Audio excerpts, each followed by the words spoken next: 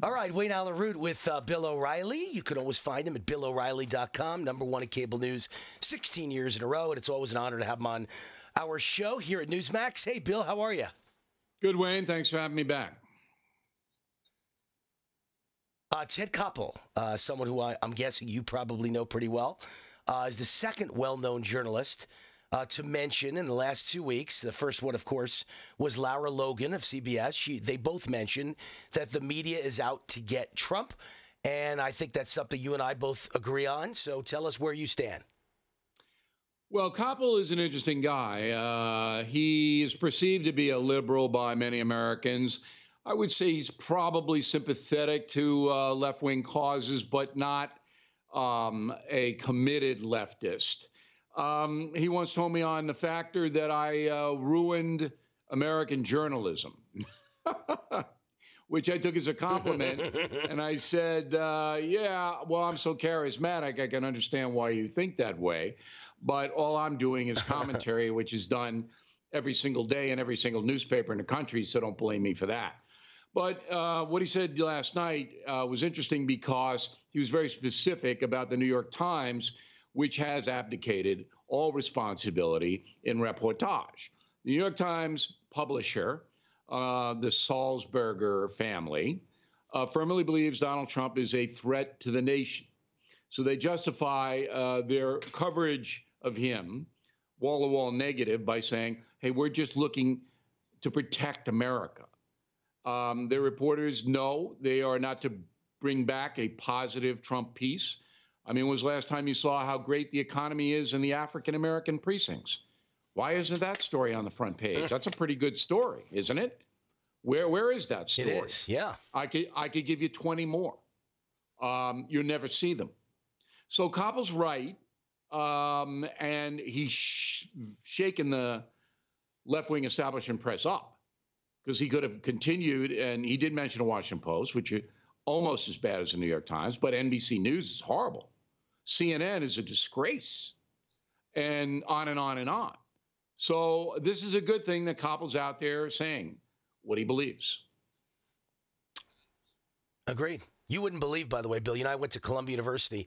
The amount of Columbia graduates that I went to school with that are now in charge of running major media around the country. I get the reports 4 times a year at Columbia College Today, where your former classmates are and how they're doing. They're all infesting the media, and everyone I knew at Columbia called themselves a communist or a Marxist or a socialist proudly. So that's who runs the media.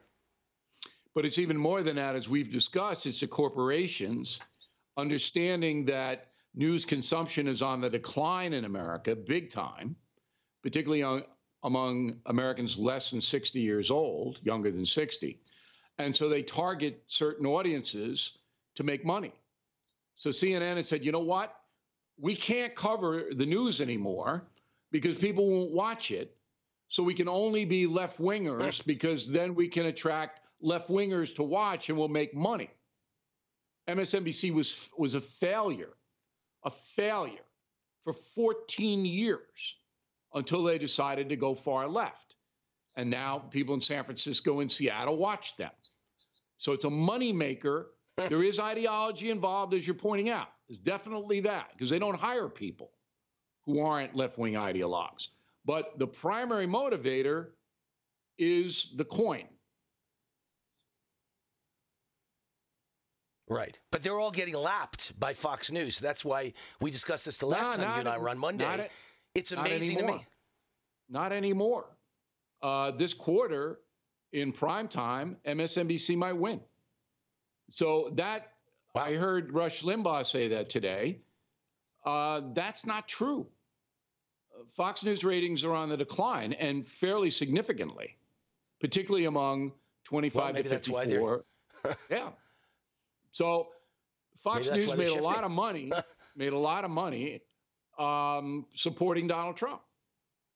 They did. Because unlike when I was there, we had across-the-board people watching, 95% of the Fox audience support the president.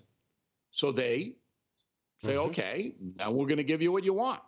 But now there's a division in that news agency. Let's talk about Devon Nunes. He's suing Twitter for defamation, saying there's an orchestrated effort to censor conservatives. And I agree with him. I see it happening on my Twitter page. I see it happening on my Facebook page. There's no question about what's happening. So is he looking for money? Is he looking to make a point? Is he just trying to embarrass the social media companies into stopping the censorship? And will it work?